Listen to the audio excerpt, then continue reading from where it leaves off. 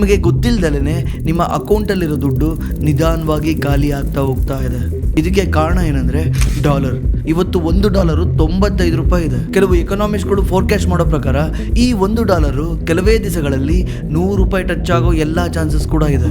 3 ವರ್ಷದ ಹಿಂದೆ ನ್ಯೂ ಡೆಲ್ಲಿನಲ್ಲಿ ಯಾವ ನ್ಯೂಸ್ ಚಾನೆಲ್ಗೂ ಬರದೆ ಯಾವುದೇ ಇಂಟರ್ವ್ಯೂ ಕೊಡದಲ್ಲೇ ಅಷ್ಟೊಂದು ಫೇಮಸ್ ಇರೋದ ಒಬ್ಬ ಎಕನಾಮಿಸ್ಟ್ ಹೇಳ್ತಾರೆ, ನಮ್ಮ ಇಂಡಿಯಾದ ರುಪಿ ಏನಾದ್ರೂ $1ಗೆ $100 ಟಚ್ ಆದ್ರೆ ನಮ್ಮ ಇಂಡಿಯಾದ ಪರಿಸ್ಥಿತಿ ತುಂಬಾ ಭಯಾನಕವಾಗಿರುತ್ತೆ ಅಂತ. ಬಟ್ ಆ ಟೈಮಲ್ಲಿ ಇದನ್ನ ಯಾರು ಸೀರಿಯಸ್ ಆಗಿ ತಗೊಳಲ್ಲ. ಬಟ್ ಇವತ್ತು ಈ ರುಪಿ ಡಾಲರ್ ಎದುರಿಗೆ 100ನ ರೀಚ್ ಆಗೋ ಎಲ್ಲಾ ಚಾನ್ಸ್ಗಳು ಕಾಣ್ತಾ ಇದೆ. ಇವತ್ತು ನ್ಯೂಸ್ ಚಾನೆಲ್ಗಳು ರಾಜಕಾರಣಿಗಳನ್ನ ಬ್ಲೇಮ್ ಮಾಡ್ತಾರೆ. ಈ ರಾಜಕಾರಣಿಗಳು ಒಬ್ರನ್ನೊಬ್ರನ್ನ ಬ್ಲೇಮ್ ಮಾಡ್ಕೊಂತಾರೆ. ಬಿಜೆಪಿ ಮೇಲೆ ಕಾಂಗ್ರೆಸ್ ಮೇಲೆ ಬಿಜೆಪಿ. ಬಟ್ ಈ ಡಾಲರ್ ಮೇಲೋಗೋದ್ರಿಂದ ಈ ರಾಜಕಾರಣಿಗಳಿಗೆ ಅಷ್ಟೊಂದೇನು ಇಂಪ್ಯಾಕ್ಟ್ ಆಗೋದೇ ಇಲ್ಲ. ನಿಜವಾದ ಇಂಪ್ಯಾಕ್ಟ್ ಆಗೋದು ನಿಮ್ಮಂಥ ಸಾಮಾನ್ಯ ಜನಗಳಿಗೆ. ಹಾಗಿದ್ರೆ ಈ ಡಾಲರು $100 ಟಚ್ ಆದರೆ ನಿಜವಾಗ್ಲೂ ನಮಗೆಲ್ಲ ಏನು ಪ್ರಾಬ್ಲಮ್ ಆಗುತ್ತೆ? ಯಾಕೆ ನಾವು ಯಾರು ಇದನ್ನು ಅಷ್ಟೊಂದು ಸೀರಿಯಸ್ ಆಗಿ ತಗೊಳ್ತಾ ಇಲ್ಲ?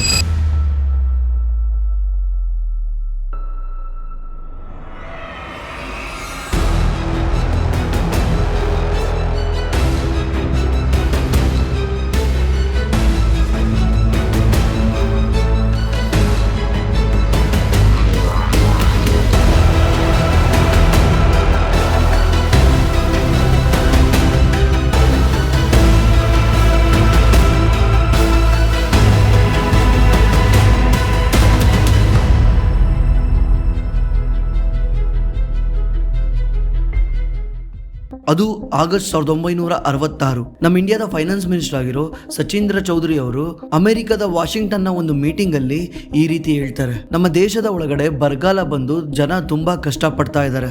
ಇತ್ತ ಕಡೆ 1 ವರ್ಷದ ಹಿಂದೆನೆ ನಾವು ಪಾಕಿಸ್ತಾನ ಜೊತೆ ಯುದ್ಧ ಮಾಡಿ ನಮ್ಮ ಇಡೀ ದೇಶ ನಲ್ಗಿ ಹೋಗಿದೆ. ನಮ್ಮ ಹತ್ರ ಇವತ್ತು ಯಾವುದೇ ರೀತಿ ಫಾರಿನ್ ರಿಸರ್ವ್ಸ್ ಇಲ್ಲ, ನಮಗೆ ನಿಮ್ಮ ಸಹಾಯ ಬೇಕಿದೆ ಅಂತ ಇವ್ರು ಹೋಗಿ ಅಮೆರಿಕದ IMF ಮುಂದೆ ಕೇಳ್ಕೊಂತಾರೆ. ಆಗ ಇವ್ರ ಎದುರುಗಡೆ ಟೇಬಲ್ ನಲ್ಲಿದ್ದ ವರ್ಲ್ಡ್ ಬ್ಯಾಂಕ್ ಮತ್ತೆ IMF ಇವ್ರಿಗೊಂದು ಆರ್ಡರ್ ಮಾಡ್ತಾರೆ. ಏನಂದ್ರೆ ನಿಮ್ಮ ರುಪಿಯ ಮೌಲ್ಯನ 50% ಕೆಳಗಿಳಿಸಿ ಅಂತ. ಇದನ್ನ ನಿಮ್ಗೆ ಕೇಳಕ್ಕೆ ಶಾಕ್ ಆಗ್ಬೋದು. ಯಾಕಂದ್ರೆ ಇವತ್ತು ನಮ್ದು $1ಗೆ $100 ಇದ್ರೆ ಇದನ್ನ ಸ್ಟ್ರೈಟ್ ಅವೇ $150 ಮಾಡಿ ಅಂತ IMF ವರ್ಲ್ಡ್ ಬ್ಯಾಂಕು ಆರ್ಡರ್ ಮಾಡ್ತಾ ಇದಾವೆ. ಬಟ್ ಆ ಟೈಮಲ್ಲಿ ನಮ್ಮ ಫೈನಾನ್ಸ್ ಮಿನಿಸ್ಟರ್ಗೆ ಈ ಆರ್ಡರ್ನ ರಿಜೆಕ್ಟ್ ಮಾಡೋ ಅಷ್ಟು ಯಾವುದೇ ರೀತಿ ಪವರ್ ಇರಲಿಲ್ಲ. ಅದಕ್ಕೆ ಅವ್ರು ಏನ್ ಮಾಡ್ತಾರೆ, ಈ ಆರ್ಡರ್ಗೆ ಒಪ್ಕೊಂಡು ನಮ್ಮ ರುಪಿ ಮೌಲ್ಯನ ಕೆಳಗಿಳಿಸ್ತಾರೆ.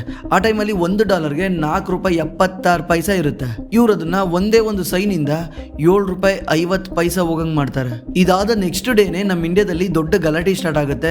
ನ್ಯೂಸ್ ಪೇಪರ್ ಎಲ್ಲ ನಮ್ಮ ದೇಶ ಮುಗೀತು, ನಮ್ಮ ದೇಶ ಮತ್ತೆ ಅಮೆರಿಕದ ಗುಲಾಮ ಆಗ್ತಾ ಇದೆ, ಅದು ಇದು ಅಂತ ನ್ಯೂಸ್ ಪೇಪರ್ ಎಲ್ಲ ಬರೀತಾರೆ. ಬಟ್ ಈ ಎಲ್ಲಾ ವಿರುದ್ಧದ ನಡುವೆನೂ ನಮ್ಮ ಇಂಡಿಯಾ ಮತ್ತೆ ಮುಂದುವರಿತಾ ಹೋಗುತ್ತೆ. ಬಟ್ ಆದ್ರೆ 1991ರಲ್ಲಿ ನಮ್ಮ ದೇಶಕ್ಕೆ ಮತ್ತೆ ಇದೇ ರೀತಿ ಪರಿಸ್ಥಿತಿ ಬರುತ್ತೆ. ಆ ಟೈಮಲ್ಲಿ ನಮ್ಮ ದೇಶದ ಹತ್ರ ಫಾರಿನ್ ಸಾಲ ತೀರ್ಸಕ್ಕೆ ಒಂದೇ ಒಂದು ಬಿಡಿಗಾಸ್ ಕೂಡ ಇರಲ್ಲ. ಫಾರಿನ್ ಸಾಲ ತೀರ್ಸ್ಬೇಕಂದ್ರೆ ನಾವು ಡಾಲರಲ್ಲೇ ತೀರಿಸಬೇಕಾಗುತ್ತೆ, ರುಪಿನಲ್ಲಿ ತೀರ್ಸಕ್ಕಾಗಲ್ಲ. ಡಾಲರಲ್ಲಿ ತೀರಿಸಬೇಕಂದ್ರೆ ನಮ್ಮ ಹತ್ರ ಡಾಲರೇ ಇರ್ತಾ ಇರಲಿಲ್ಲ.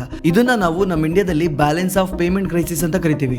ಆ ಟೈಮಲ್ಲಿ ನಮ್ಮ ಇಂಡಿಯಾ ಹತ್ರ ಕೇವಲ $1 ಬಿಲಿಯನ್ ಅಷ್ಟೇ ದುಡ್ಡು ಇರುತ್ತೆ. ಅಂದ್ರೆ ಒಂದು ವಾರಕ್ಕಾಗೋ ದುಡ್ಡು ಅಷ್ಟು ಮಾತ್ರ ಇರುತ್ತೆ.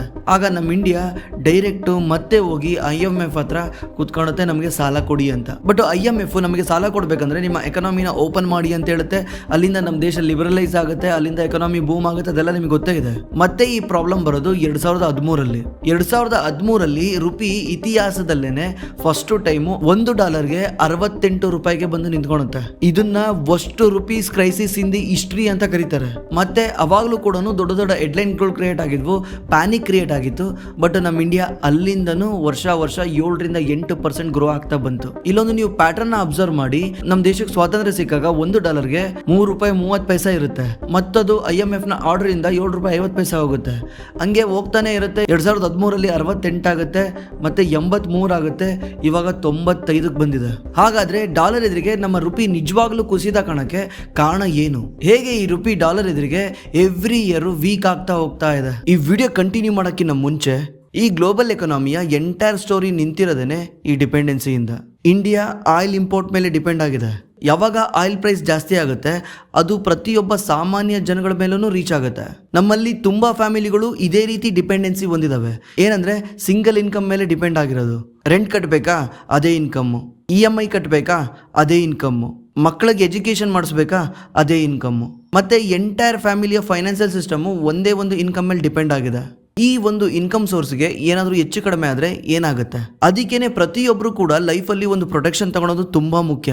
ಅದೇನಂದ್ರೆ ಟರ್ಮ್ ಇನ್ಶೂರೆನ್ಸ್. ನಾನು ಟರ್ಮ್ ಇನ್ಶೂರೆನ್ಸ್ ಅಂತ ಬಂದ್ರೆ ನಾನು personally Axis Max life insurance ನ ಸಜೆಸ್ಟ್ ಮಾಡ್ತೀನಿ.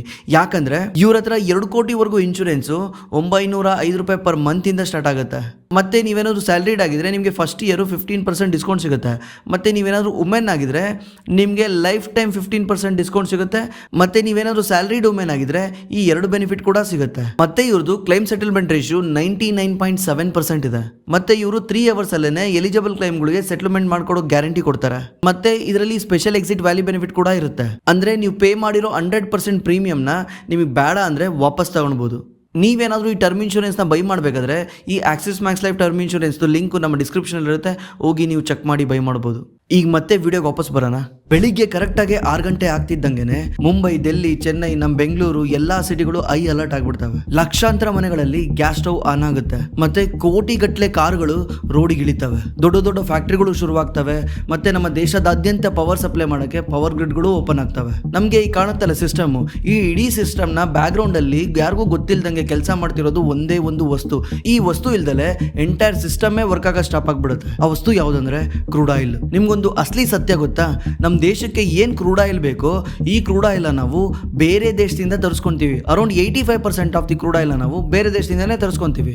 ಅಂದ್ರೆ ನಾವು ಇದ್ರ ಮೇಲೆ ಡಿಪೆಂಡ್ ಆಗಿದ್ದೀವಿ. ಪ್ರತಿದಿನ ಮಿಸ್ ಆಗದೆ 43 ಲಕ್ಷ ಬ್ಯಾರಲ್ ಅಷ್ಟು ಕ್ರೂಡ್ ಆಯಿಲ್ ನಮ್ಮ ಇಂಡಿಯಾಗೆ ಬರುತ್ತೆ. ಅಂದ್ರೆ ಪ್ರತಿ ನಿಮಿಷಕ್ಕೆ 3000 ಬ್ಯಾರಲ್. ಮಳೆ ಬರಲಿ, ಬಿಸಿಲಿರ್ಲಿ, ಚಳಿ ಇರಲಿ, ಏನೇ ಇರಲಿ, ಎವ್ರಿ ಮಿನಿಟ್ ಈ ಕ್ರೂಡ್ ಆಯಿಲ್ ನಮ್ಮ ಇಂಡಿಯಾಗೆ ಬರ್ತಾನೆ ಇರುತ್ತೆ. ಮತ್ತೆ ನಾವು ಈ ಕಚ್ಚಾ ತೈಲನ ಇಂಟರ್ನ್ಯಾಷನಲ್ ಮಾರ್ಕೆಟ್ ಅಲ್ಲಿ ಬೈ ಮಾಡೋದ್ರಿಂದ ನಾವು ಇಂಟರ್ನ್ಯಾಷನಲ್ ಮಾರ್ಕೆಟ್ ಅಲ್ಲಿ ನಮ್ಮ ರುಪಿ ಕೊಟ್ಟು ಬೈ ಮಾಡೋಕ್ಕಾಗಲ್ಲ. ನಾವಲ್ಲಿ ಡಾಲರ್ನ ಕೊಟ್ಟು ಬೈ ಮಾಡ್ತೀವಿ. ನಾವು ಯಾವಾಗ ಡಾಲರ್ನ ಕೊಟ್ಟು ಬೈ ಮಾಡ್ತೀವಿ, ನಮ್ಮ ಹತ್ರ ಡಾಲರ್ ಇರಲ್ಲ.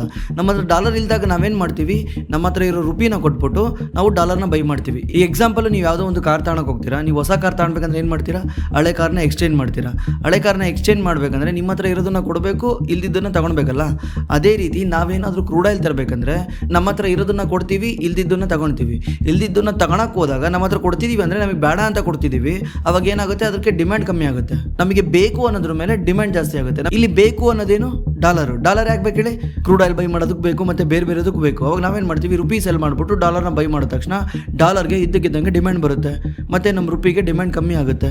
ಅವಾಗ ಏನಾಗುತ್ತೆ, ಡಾಲರ್ ಪ್ರೈಸ್ ಮೇಲೆ ಹೋಗುತ್ತೆ. ಅಷ್ಟೇ ಅಲ್ಲದೆ ಜಗತ್ತಲ್ಲಿ ಏನಾದರೂ ಪ್ರಾಬ್ಲಮ್ ಆದರೆ ಆಟೋಮೆಟಿಕ್ಲಿ ಕ್ರೂಡ್ ಆಯಿಲ್ ಪ್ರೈಸ್ ಜಾಸ್ತಿ ಆಗುತ್ತೆ. ಈಗ ರೀಸೆಂಟ್ಲಿ ಇರಾನ್ ಇಸ್ರೇಲ್ ವಾರ್ ಆಗ್ತಾ ಇದೆ. ಇರಾನ್ ಇಸ್ರೇಲ್ ವಾರ್ ಆಗೋದಕ್ಕೂ ನಮಗೂ ಏನು ಸಂಬಂಧ ಇಲ್ಲ. ಇದ್ದಕ್ಕಿದ್ದಂಗೆ ಕ್ರೂಡ್ ಆಯಿಲ್ ಪ್ರೈಸ್ ಜಾಸ್ತಿ ಆಯಿತು. ಎಷ್ಟಾಯಿತು? $65 ಇತ್ತು 1 barrel crude oil, bread crude. ಇವಾಗ ಎಷ್ಟಾಗಿದೆ? ಅರೌಂಡ್ 110, 120 ಟ್ರೇಡ್ ಆಗ್ತಾ ಇದೆ. ಅಂದ್ರೆ ಒಂದೇ ವರ್ಷದಲ್ಲಿ ಅರೌಂಡ್ 80% ಜಾಸ್ತಿ ಆಯಿತು. ಇವಾಗ ಏನಾಗುತ್ತೆ ಹೇಳಿ, ಲಾಸ್ಟ್ ಇಯರ್ ನಮಗೆ ಕ್ರೂಡ್ ಆಯಿಲ್ ತರ್ಸಕ್ಕೆ ಏನು ಡಾಲರ್ ಬೇಕಿತ್ತಲ್ಲ, ಈ ಇಯರ್ ನಮಗೆ 80% ಕ್ರೂಡ್ ಆಯಿಲ್ ತರ್ಸಕ್ಕೆ ಜಾಸ್ತಿ ಡಾಲರ್ ಬೇಕಾಗುತ್ತೆ. ಅವಾಗ ಏನು ಮಾಡಬೇಕಾಗುತ್ತೆ, ನಾವು ನಮ್ಮ ರುಪಿನ ಜಾಸ್ತಿ ಸೆಲ್ ಮಾಡಬೇಕಾಗುತ್ತೆ, ಡಾಲರ್ನ ಜಾಸ್ತಿ ಬೈ ಮಾಡಬೇಕಾಗುತ್ತೆ. ಇವಾಗ ಆಟೋಮೆಟಿಕ್ಲಿ ಡಾಲರ್ ಮೇಲೆ ಹೋಗುತ್ತೆ. ಮತ್ತೆ ಇದರಿಂದ ನಿಜವಾಗ್ಲೂ ಪ್ರಾಬ್ಲಮ್ ಯಾರಿಗಾಗುತ್ತೆ ಅಂದ್ರೆ ನಮ್ಮಂತ ನಿಮ್ಮಂತ ಸಾಮಾನ್ಯ ಜನಗಳಿಗೆ ಆಗುತ್ತೆ. ಯಾಕಂದ್ರೆ ಒಂದು ಕ್ರೂಡ್ ಆಯಿಲ್ ಪ್ರೈಸ್ ಜಾಸ್ತಿ ಆಗ್ತಾ ಇದೆ, ಇನ್ನೊಂದು ಡಾಲರ್ ಪ್ರೈಸ್ ಕೂಡ ಜಾಸ್ತಿ ಆಗ್ತಾ ಇದೆ. ಸಿಂಪಲ್ ಆಗಿ ಅರ್ಥ ಮಾಡ್ಕೊಳ್ಳಿ, ನೀವು ಒಂದು ಐಫೋನ್ ತಗೊಳ್ತಾ ಇದ್ದೀರಾ. ಐಫೋನ್ ಬಂದ್ಬಿಟ್ಟು ಅಮೆರಿಕಾದಿಂದ ತರ್ತಿದ್ದೀರಾ. $1,000 ಇದೆ. ಇವತ್ತು ನೀವು $1ಗೆ $100 ಅನ್ಕೊಳ್ಳಿ. ಅವಾಗ ನೀವು ಎಷ್ಟು ಕೊಟ್ಟು ಬೈ ಮಾಡ್ದಂಗೆ ಆಗುತ್ತೆ? $1,00,000 ಕೊಟ್ಟು ಬೈ ಮಾಡ್ದಂಗೆ ಆಗುತ್ತೆ. ಇವಾಗ ಐಫೋನ್ ಪ್ರೈಸು $1,500 ಆಗಿದೆ. ಯಾಕಂದ್ರೆ ಕ್ರೂಡ್ ಆಯಿಲ್ ಪ್ರೈಸ್ ಮೇಲೋಗತ್ತಾರನೆ ಐಫೋನ್ ಕೂಡ ಮೇಲೋಗಿದೆ ಅನ್ಕೋಣ. ಈಗ 50% ಜಾಸ್ತಿ ಕೊಡಬೇಕಾ? ಇದ್ರ ಜೊತೆಗೆ ಪರ್ ಡಾಲರ್ ಅವಾಗ $100 ಇರೋದು 120 ಆಗಿದ್ರೆ ಎಷ್ಟು ಕೊಡಬೇಕಾಗುತ್ತೆ? 1,80,000 ಕೊಡಬೇಕಾಗುತ್ತೆ. ಐಫೋನ್ ಮೇಲೋಗಿರೋದು ನಮ್ಮ ಮೇಲೆ ಹೊಡ್ತಾ ಬಿತ್ತಾ, ಮತ್ತೆ ಡಾಲರ್ ಪ್ರೈಸ್ ಮೇಲೋಗಿರೋದು ನಮ್ಮ ಮೇಲೆ ಹೊಡ್ತಾ ಬಿತ್ತಾ. ಇದರಿಂದ ಏನಾಗುತ್ತೆ, ಈ ಕಾಸ್ಟು ನಮ್ಮ ತಲೆ ಮೇಲೆ ಬಂದ್ಬಿಡುತ್ತೆ. ಅಂದ್ರೆ ನಮ್ಮಂತ ಸಾಮಾನ್ಯ ಜನಗಳ ತಲೆ ಮೇಲೆ ಬಂದ್ಬಿಡುತ್ತೆ. 95-96 ಇದ್ದ ಡೀಸೆಲ್ ಪೆಟ್ರೋಲ್ ಪ್ರೈಸು ಇವತ್ತು ಎಷ್ಟಿದೆ? ಬೆಂಗಳೂರಲ್ಲಿ ಎಷ್ಟಿದೆ? 110, 111 ಇದೆ. ಆಕ್ಚುಲಿ ಈ ಸಲ ಗೌರ್ಮೆಂಟು ಅಷ್ಟೊಂದು ಪ್ರೈಸ್ನ ಮೇಲೆ ಹೋಗಿ ಬಿಟ್ಟಿಲ್ಲ. ಬಿಟ್ಟಿದ್ರೆ ಇಷ್ಟೊತ್ತಿಗೆ 130, 140 ಎಲ್ಲ ಹೋಗ್ಬಿಡ್ತಿತ್ತು. ಅಷ್ಟು ಹೋದ ತಕ್ಷಣ ಏನಾಗ್ಬಿಡುತ್ತೆ ಹೇಳಿ, ಪ್ರತಿ ಒಂದು ಪ್ರೈಸು ಜಾಸ್ತಿ ಆಗುತ್ತೆ. ಯಾರೋ ಒಬ್ಬ ಬೆಂಗಳೂರಲ್ಲಿ ಕ್ಯಾಬ್ ಡ್ರೈವರು ಓಲಾ ಕ್ಯಾಬ್ ಓಡಿಸ್ತಿದ್ದಾನೆ ಅಂದ್ರೆ ಅವ್ನು ಮುಂಚೆ ಡೈಲಿ $1,000 ಪೆಟ್ರೋಲ್ ಹಾಕ್ಸ್ತಾ ಇದ್ರೆ ಇವಾಗ $1,500, $2,000 ಪೆಟ್ರೋಲ್ ಹಾಕ್ಸ್ಬೇಕಾಗುತ್ತೆ. $1,500 ಅನ್ಕೊಂಡ್ರು ಕೂಡ ಡೈಲಿ $500, ತಿಂಗಳಿಗೆ $15,000, ವರ್ಷಕ್ಕೆ $1,80,000. $1,80,000 ಅವನಿಗೆ ಪ್ರೈಸ್ ಇನ್ಕ್ರೀಸ್ ಆಯಿತು. ಅದೇ ರೀತಿ ಹಣ್ಣು ತರಕಾರಿ ಎಲ್ಲ ಐಟಮ್ಗಳನ್ನ ಟ್ರಾನ್ಸ್ಪೋರ್ಟ್ ಮಾಡೋಂಥ ಲಾರಿಗಳದ್ದು ಡೀಸೆಲ್ ಪ್ರೈಸ್ ಜಾಸ್ತಿ ಆಗಿರೋದ್ರಿಂದ ಅವ್ರೇನು ಮಾಡ್ತಾರೆ, ಟ್ರಾನ್ಸ್ಪೋರ್ಟೇಷನ್ ಕಾಸ್ಟು ಜಾಸ್ತಿ ಮಾಡ್ತಾರೆ. ಇದರಿಂದ ಏನಾಗುತ್ತೆ, ನಾವು ದಿನಬಳಕೆ ಯೂಸ್ ಮಾಡೋ ವಸ್ತುಗಳ ಪ್ರೈಸ್ ಕೂಡ ಜಾಸ್ತಿ ಆಗುತ್ತೆ. ಅಷ್ಟೇ ಅಲ್ಲ, ನಮ್ಮ ಹುಡುಗರು ಯೂಸ್ ಮಾಡೋ ಮೊಬೈಲ್ ಇರ್ಬೋದು, ಲ್ಯಾಪ್ಟಾಪ್ ಇರ್ಬೋದು, ಇದೆಲ್ಲ ಬೇರೆ ದೇಶದಿಂದ ಬರೋದ್ರಿಂದ ಪ್ರತಿ ಒಂದು ಪ್ರೈಸ್ ಕೂಡ ಜಾಸ್ತಿ ಆಗುತ್ತೆ. ನಿಜವಾಗ್ಲೂ ಹೇಳ್ಬೇಕಂದ್ರೆ ಈ ಡಾಲರ್ ಪ್ರೈಸ್ ಮೇಲೋದ್ರೆ ಎಫೆಕ್ಟ್ ಆಗೋದು ನಮ್ಮಂತ ನಿಮ್ಮಂತ ಮಿಡಲ್ ಕ್ಲಾಸ್ಗಳಿಗೇನೆ. ದೊಡ್ಡ ದೊಡ್ಡ ಶ್ರೀಮಂತ ಶ್ರೀಮಂತರಿಗೆ ರಾಜಕಾರಣಿಗಳಿಗೆ ಏನು ಎಫೆಕ್ಟ್ ಆಗಲ್ಲ. ಇದು ಜಸ್ಟ್ ಒಂದು ಆಯಿಲ್ ಇಂದ ಆಗೋ ಪ್ರಾಬ್ಲಮ್ ಆಯ್ತು. ಇದು ಬಿಟ್ಬಿಟ್ಟು ಇನ್ನೊಂದು ಪ್ರಾಬ್ಲಮ್ ಇದೆ.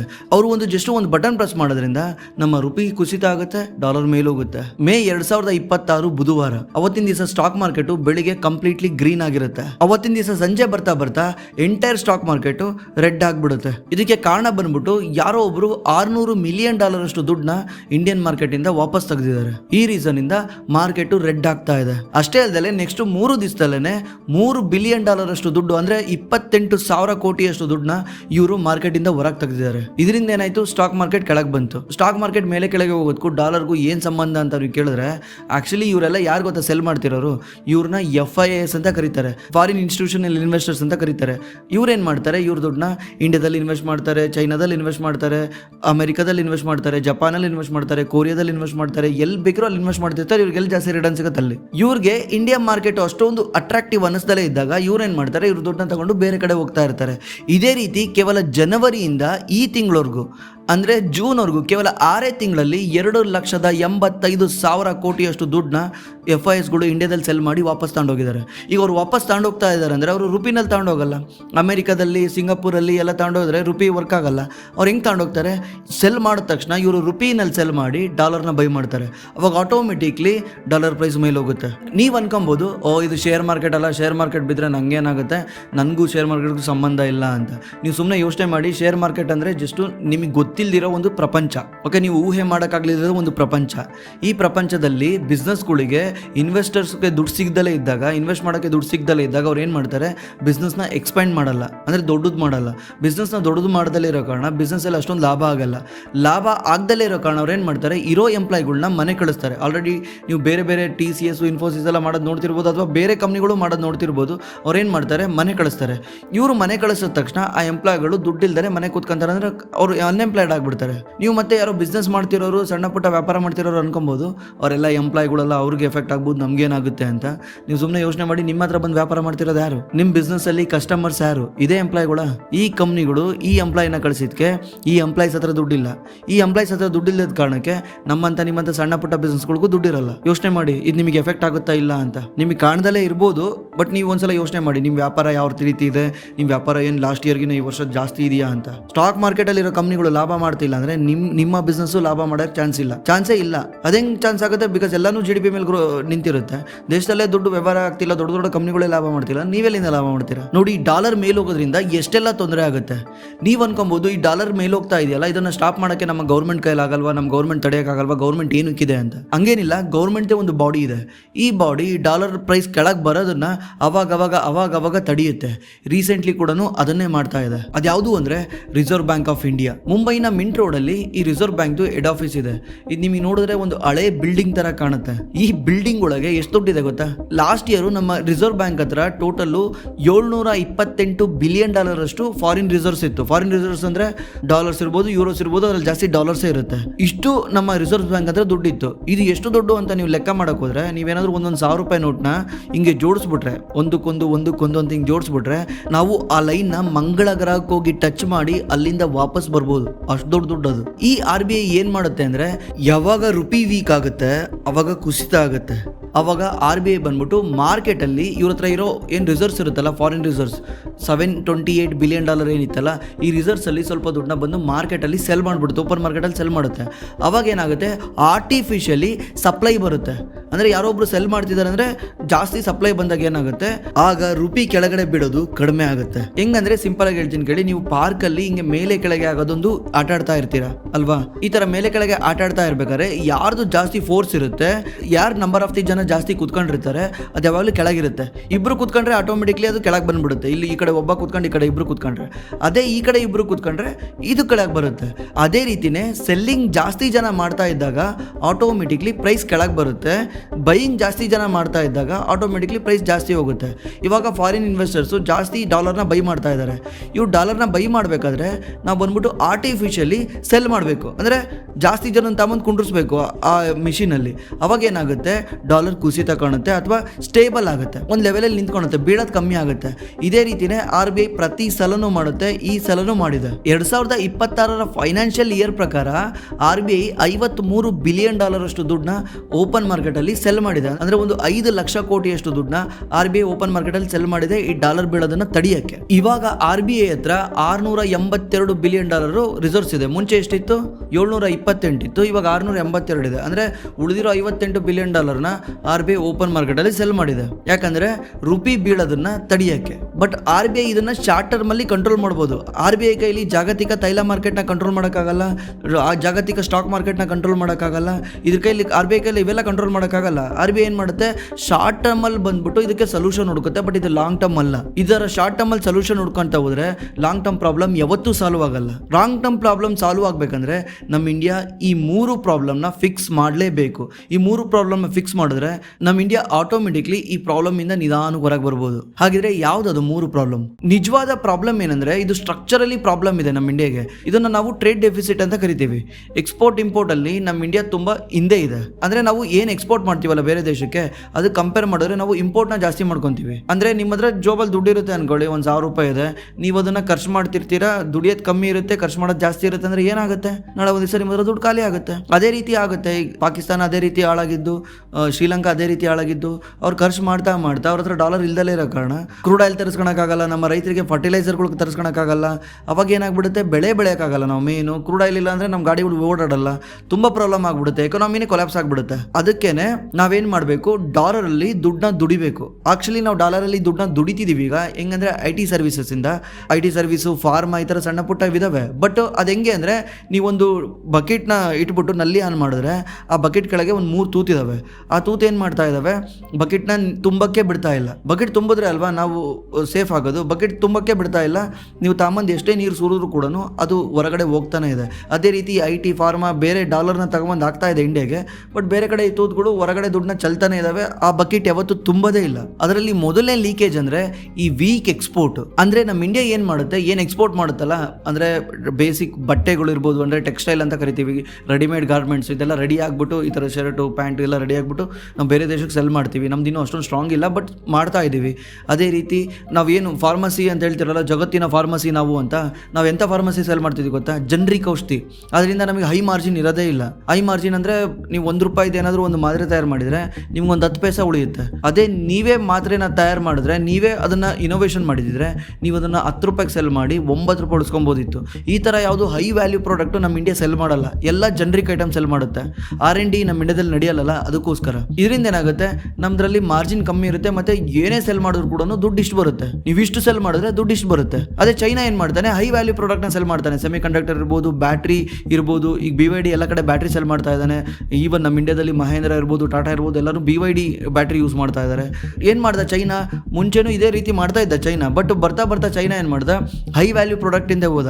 ಸೆಮಿ ಕಂಡಕ್ಟರ್ ಇರ್ಬೋದು, ಮತ್ತೆ ಬ್ಯಾಟ್ರಿ ಕೆಮಿಕಲ್ಸ್ ಇರ್ಬೋದು, ತುಂಬಾ ಒಳ್ಳೊಳ್ಳೆ ಪ್ರಾಡಕ್ಟ್ಗಳನ್ನ ಚೈನಾ ಸೆಲ್ ಮಾಡ್ತಿದ್ದಾನೆ. ಇವಾಗ ಚೈನಾ ಇಷ್ಟು ಸೆಲ್ ಮಾಡಿದ್ರೆ ಅವನಿಗೆ ಇಷ್ಟು ದುಡ್ಡು ಬರುತ್ತೆ. ಇದನ್ನೇ ಹೈ ವ್ಯಾಲ್ಯೂ ಮತ್ತೆ ಲೋ ವ್ಯಾಲ್ಯೂ ಪ್ರಾಡಕ್ಟ್ ಅಂತ ಕರೀತಾರೆ. ನಮ್ಮ ಇಂಡಿಯಾ ಈ ರುಪಿ ಪ್ರೆಷರ್ನ ತಡ್ಕೊಬೇಕಂದ್ರೆ ನಮ್ಮ ಇಂಡಿಯಾ ಕೂಡ ಹೈ ವ್ಯಾಲ್ಯೂ ಪ್ರಾಡಕ್ಟ್ನ ಸೆಲ್ ಮಾಡಬೇಕು. ಹೈ ವ್ಯಾಲ್ಯೂ ಪ್ರಾಡಕ್ಟ್ನ ಸೆಲ್ ಮಾಡಿದ್ರೆ ನಮಗೆ ಬೇರೆ ದೇಶದಿಂದ ದುಡ್ಡು ಅರ್ದು ಬರುತ್ತೆ, ನಮ್ಮ ಇಂಡಿಯಾದಿಂದ ಕಮ್ಮಿ ಹೊರಗೆ ಹೋಗುತ್ತೆ. ಮತ್ತೆ ಎರಡನೇ ಲೀಕ್ ಅಂದ್ರೆ, ನಮ್ಮ ಇಂಡಿಯಾದ ಬಿಗ್ಗೆಸ್ಟ್ ಮಿಸ್ಟೇಕ್ ಏನು ಗೊತ್ತಾ, ನಮ್ದು ಟೂರಿಸಂನ ನಮ್ಮ ಇಂಡಿಯಾ ತುಂಬಾ ತುಂಬಾ ತುಂಬಾ ತುಂಬಾ ಮಿಸ್ಯೂಸ್ ಮಾಡ್ಕೊತಾ ಇದೆ. ಅದು ಯಾಕೆ ಏನು ಅಂತ ಗೊತ್ತಿಲ್ಲ. ಯಾಕಂದ್ರೆ ನಮ್ಮ ಸುತ್ತಮುತ್ತ ಇರೋ ಥೈಲ್ಯಾಂಡ್ ಇರ್ಬೋದು, ಮತ್ತೆ ವಿಯೆಟ್ನಾಂ ಇರ್ಬೋದು, ಇವೇನು ಅಂತ ಹಿಸ್ಟ್ರಿ ಇರೋ ದೇಶಗಳಲ್ಲ, ಅಂತ ಬ್ಯೂಟಿಫುಲ್ ದೇಶಗಳು ಏನಲ್ಲ. ಥೈಲ್ಯಾಂಡಲ್ಲಿ ಒಂದು ಬೀಚಸ್ ಇದಾವೆ, ನಮ್ಮ ಇಂಡಿಯಾಗಿನೇ ಸ್ವಲ್ಪ ಚೆನ್ನಾಗಿರೋ ಬೀಚಸ್ ಇದಾವೆ ಅಷ್ಟೇ. ಬಟ್ ಥೈಲ್ಯಾಂಡಲ್ಲಿ ಅಂತ ದೊಡ್ಡ ಹಿಸ್ಟ್ರಿ ಇಲ್ಲ. ನಮ್ಮ ಸೌತ್ ಇಂಡಿಯಾದಲ್ಲೇ ಎಂತೆಂಥ ಟೂರಿಸ್ಟ್ ಪ್ಲೇಸ್ಗಳಿದಾವೆ. ಬಟ್ ನಾವು ಯಾವತ್ತೂ ಪ್ರಮೋಟ್ ಮಾಡಿಲ್ಲ. ನೀವು ಯಾವತ್ತಾರು ಆ್ಯಡ್ ನೋಡಿದ್ದೀರಾ, ಹೋಗ್ಬಿಟ್ಟು ನಮ್ಮ ಇಂಡಿಯಾದಲ್ಲಿ ಈ ಥರ ಇಂತಿಂಥ ಪ್ಲೇಸ್ ಇದಾವೆ ಅಂತ ನೀವು ಯಾವತ್ತಾರು TV ಆ್ಯಡ್ಸ್ ನೋಡಿದ್ದೀರಾ? ನಮ್ಮ ಇಂಡಿಯಾದವರೇ ಈ ಪ್ಲೇಸ್ಗಳಿಗೆ ಹೋಗಲ್ಲ. ನಮ್ಮ ಇಂಡಿಯಾದವರು ಬೇರೆ ದೇಶಕ್ಕೆ ಹೋಗೋಕ್ಕೋಸ್ಕರ ವರ್ಷಕ್ಕೆ $50 ಬಿಲಿಯನ್ ಅಂದರೆ 5 ಲಕ್ಷ ಕೋಟಿಯಷ್ಟು ದುಡ್ಡನ್ನ ಖರ್ಚು ಮಾಡ್ತಾರೆ ಬೇರೆ ದೇಶಕ್ಕೆ ಹೋಗೋಕ್ಕೋಸ್ಕರ. ಅದೇ ದುಡ್ಡು ಏನಾದರೂ ಅವ್ರು ಇಲ್ಲೇ ಖರ್ಚು ಮಾಡಿದ್ರೆ ಆ ದುಡ್ಡು ನಮ್ಮ ಹತ್ರನೇ ಉಳ್ಕೊಂತಿತ್ತ, ಅಥವಾ ಅವ್ರು ಹೋಗ್ಬಿಡ್ಲಿ ಬೇರೆ ದೇಶ ಅವರು ನೋಡಲಿ. ಅದೇ ರೀತಿ ನಾವು ಫಾರಿನರ್ಸ್ನ ಬಂದ್ಬಿಟ್ಟು ನಮ್ಮ ಇಂಡಿಯಾದಲ್ಲೇ ಟೂರಿಸಮ್ನ ಇಂಪ್ರೂವ್ ಮಾಡಿದ್ರೆ ಅವ್ರು ದುಡ್ಡು ಇಲ್ಲಿ ತಗೊಂಬಂದು ಎಷ್ಟು ಖರ್ಚು ಮಾಡ್ತಾರೆ, ಇಲ್ಲಿ ಲೋಕಲಲ್ಲಿ ಎಷ್ಟು ಎಂಪ್ಲಾಯ್ಮೆಂಟ್ ಕ್ರಿಯೇಟ್ ಆಗುತ್ತೆ. ನಮ್ಮ ಇಂಡಿಯಾದಲ್ಲಿ ಹೌದು ಒಪ್ಕೊಂತೀನಿ, ಸ್ವಲ್ಪ ಸ್ಕ್ಯಾಮ್ಸ್ಟರ್ಸ್ ಇದ್ದಾರೆ. ಎಲ್ಲಾದರೂ ಟೂರಿಸ್ಟ್ ಪ್ಲೇಸ್ಗಳಲ್ಲಿ ಸ್ಕ್ಯಾಮ್ ಮಾಡೋದು, ಸುಮ್ಮನೆ ಫಾರಿನರ್ಸ್ನ ಮೊಲೆಸ್ಟ್ ಮಾಡೋದು, ಈ ಥರ ಎಲ್ಲ ಮಾಡ್ತಾರೆ. ಬಟ್ ಅದನ್ನು ಸ್ಟ್ರಿಕ್ಟ್ ರೂಲ್ಸ್ ತೊಗೊಂಬಂದ್ಬಿಟ್ಟು ಕಂಟ್ರೋಲ್ ಮಾಡಬೇಕು.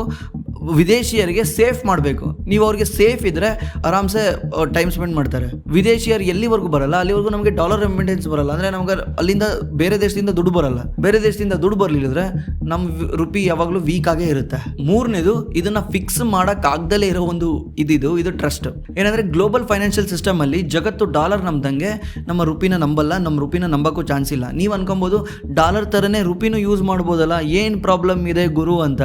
ಆ್ಯಕ್ಚುಲಿ ನೀವು ಹಿಂಗೆ ಯೋಚನೆ ಮಾಡಿ, ನಾನು ಯಾವುದೋ ಒಂದು ಚೈನಾಗೆ ಅಥವಾ ರಷ್ಯಾಗೆ ನಾನು ನನ್ನ ರುಪಿನ ಕೊಟ್ಬಿಟ್ಟಿದ್ದೀನಿ. ನನ್ನ ರುಪಿನ ಕೊಟ್ಬಿಟ್ಟು ರಷ್ಯಾಗೆ ಹೇಳಿದ್ದೀನಿ ನನ್ನ ರುಪಿನ ಯೂಸ್ ಮಾಡ್ಕೊ, ನೀನು ನನಗೆ ಆಯಿಲ್ ಕೊಡು ಅಂತ. ಆ ರುಪಿ ಇಟ್ಕೊಂಡು ರಷ್ಯಾ ಉಪ್ಪು ಖಾರ ಹಾಕೊಂಡು ನೆಕ್ತಾನ ಏನು ಮಾಡ್ತಾನೆ? ಆ ರುಪಿ ಬೇರೆ ದೇಶಗಳಲ್ಲಿ ಯೂಸ್ ಆಗುತ್ತಾ? ಆ ರಷ್ಯಾ ಹೋಗ್ಬಿಟ್ಟು ಅಮೆರಿಕ ಹತ್ರ ಹೋಗಿ ಏನೋ ಸಲಕರಣೆ ಬೈ ಮಾಡಬೇಕು, ಐಫೋನ್ ಬೈ ಮಾಡ್ಬೇಕಂದ್ರೆ ರುಪಿ ಇಸ್ಕೊಂತಾನ ಅಮೆರಿಕ. ಅದೇ ರೀತಿ ರಷ್ಯಾ ಹೋಗ್ಬಿಟ್ಟು ಚೈನಾದಲ್ಲಿ ಏನೋ ಐಟಮ್ ತರ್ತಿದ್ದಾನಂದ್ರೆ ಚೈನಾದೊಂದು ರುಪಿ ಇಸ್ಕೊಂತಾನ. ಏನು ಇಸ್ಕೊಂತಾನೆ? ಯಾಕೆ ರುಪಿ ಇಸ್ಕೊಳಲ್ಲ ಅಂದರೆ ಒಂದಕ್ಕೊಂದು ದೇಶಗಳು ನಮ್ಮ ರುಪಿನ ನಂಬಲ್ಲ. ನಂಬಿದ್ರೆ ಏನು ಪ್ರಾಬ್ಲಮ್ ಆಗುತ್ತೆ ಅಂದರೆ, ನಾವು ರಿಸರ್ವ್ ಕರೆನ್ಸಿ ಆಗಿ ಇವತ್ತು ಡಾಲರ್ನ ಇಟ್ಕೊಂಡಿದೀವ, ನಾಳೆ ಒಂದು ದಿವಸ ರುಪಿ ಇಟ್ಕೊಂಡ್ರೆ ನಾಳೆ ಒಂದು ದಿವಸ ನಮ್ಮ ಗೌರ್ಮೆಂಟು ಅಥವಾ ನಮ್ಮ ದೇಶ ಕೊಲ್ಯಾಪ್ಸ್ ಆಯ್ತು ಅನ್ಕ, ಅಥವಾ ಈ ಥರ ರುಪಿ ಮೌಲ್ಯ ಕಳ್ಕೊಂಡು ಇನ್ನೂ ಕುಸಿತ ಆಯಿತು ಅಂದರೆ ರಷ್ಯಾಗೆ ಲಾಸ್ ಅಲ್ಲ. ಇವತ್ತು 100 ರೂಪಾಯಿ ಇರೋದು 200 ರೂಪಾಯಿ ಆಗ್ಬಿಟ್ರೆ ರಷ್ಯಾಗೆ 50% ಹಂಗೆ ಡೌನ್ ಆಯ್ತಲ್ಲ, ರುಪಿ ಕುಸಿತ ಆಗೋಯ್ತಲ್ಲ. ರಷ್ಯಾ ಯಾರು ನಂಬ್ತಾನೆ? ಚೈನಾ ಯಾರು ನಂಬ್ತಾನೆ? ಡಾಲರ್ ನಂಬ್ತಾರೆ. ಡಾಲರ್ ಎಲ್ಲಿವರೆಗೂ ಇರುತ್ತೆ ಅಲ್ಲಿವರೆಗೂ ಯಾರು ಏನು ಮಾಡೋಕ್ಕಾಗಲ್ಲ. ಈವನ್ ಚೈನಾನೂ ನಂಬಲ್ಲ ಯಾರು. ಚೈನಾದು ಯುವಾನು ಮತ್ತೆ ರೂಬೆಲ್ ಅಂತ ಇದೆ ರಷ್ಯಾದು, ಇದನ್ನು ಯಾರು ನಂಬಲ್ಲ. ಡಾಲರ್ ಬಿಟ್ರೆ ಜಗತ್ತಲ್ಲಿ ಯಾರು ಕೂಡ ಬೇರೆ ಕರೆನ್ಸಿನ ನಂಬಲ್ಲ. ಇದೇನೂ ಮಾಡೋಕ್ಕಾಗಲ್ಲ. ಇದು ಮಾಡ್ಬೇಕಂದ್ರೆ ಇವರು ಬ್ರಿಕ್ಸ್ ಕರೆನ್ಸಿ ತರ್ತೀನಿ ಅಂತ ಟ್ರೈ ಮಾಡ್ತಾ ಇದ್ದಾರೆ, ಬಟ್ ಗೊತ್ತಿಲ್ಲ ಇದು ಸಕ್ಸಸ್ ಆಗುತ್ತೋ ಇಲ್ಲೋ ಅಂತ. ನನ್ನ ಪ್ರಕಾರ 98% ಡಾಲರ್ನ ರೀಪ್ಲೇಸ್ ಮಾಡೋದು ಜಗತ್ತಲ್ಲಿ ಅಷ್ಟು ಈಸಿ ಇಲ್ಲ. ಯಾಕೆ ಅಂತ ಬೇಕಿದ್ರೆ ನಾನು ಯಾವಾಗಲಾದರೂ ಡೀಪಾಗಿ ಅದನ್ನು ವಿಡಿಯೋ ಮಾಡಾಕ್ತೀನಿ, ಡೀಪ್ ರಿಸರ್ಚ್ ಮಾಡಾಕ್ತೀನಿ. ಯಾಕಂದರೆ ನಿಮ್ಗೆಲ್ಲೂ ಸಿಗಬಾರ್ದು ಅಂತ ವಿಡಿಯೋ ಮಾಡಾಕ್ತೀನಿ. ಅದ್ರ ಬಗ್ಗೆ ಏನಾದರೂ ಇಂಟ್ರೆಸ್ಟ್ ಇದ್ದರೆ ಕೆಳಗಡೆ ಕಾಮೆಂಟ್ ಮಾಡಿ. ಮತ್ತು ಇದಕ್ಕೇನಾದರೂ ನಿಮಗೆ ಸೊಲ್ಯೂಷನ್ ಕಾಣುತ್ತಾ ಅಂತಲೂ ಕೆಳಗಡೆ ಕಾಮೆಂಟ್ ಮಾಡಿ. ಇದನ್ನು ಇಗ್ನೋರ್ ಮಾಡೋ ಟಾಪಿಕ್ ಅಲ್ಲ. ನಾನು ಅವಾಗಲೇ ಹೇಳ್ದಂಗೆ ನೀವೇನಾದರೂ ನಿಮ್ಮ ಫ್ಯಾಮಿಲಿನ ಪ್ರೊಟೆಕ್ಟ್ ಮಾಡಬೇಕಂದ್ರೆ ಕಂಪಲ್ಸರಿ ಟರ್ಮ್ ಇನ್ಶೂರೆನ್ಸ್ನ ತೊಗೊಳ್ಳೇಬೇಕು. ನೀವೇನಾದರೂ ಈ ಟರ್ಮ್ ಇನ್ಶೂರೆನ್ಸ್ನ ತೊಗೊಂಡಿದ್ರೆ ನಮ್ಮ ಡಿಸ್ಕ್ರಿಪ್ಷನಲ್ಲಿ ಆಕ್ಸಿಸ್ ಮ್ಯಾಕ್ಸ್ ಲೈಫ್ ಟರ್ಮ್ ಪ್ಲಾನ್ದು ಲಿಂಕ್ ಇರುತ್ತೆ. ಆ ಲಿಂಕ್ನ ಯೂಸ್ ಮಾಡ್ಕೊಂಡು ನೀವು ಇನ್ಶೂರೆನ್ಸ್ನ ಬೈ ಮಾಡ್ಬೋದು. Thanks for watching. ಮತ್ತೆ ಸಿಗೋಣ.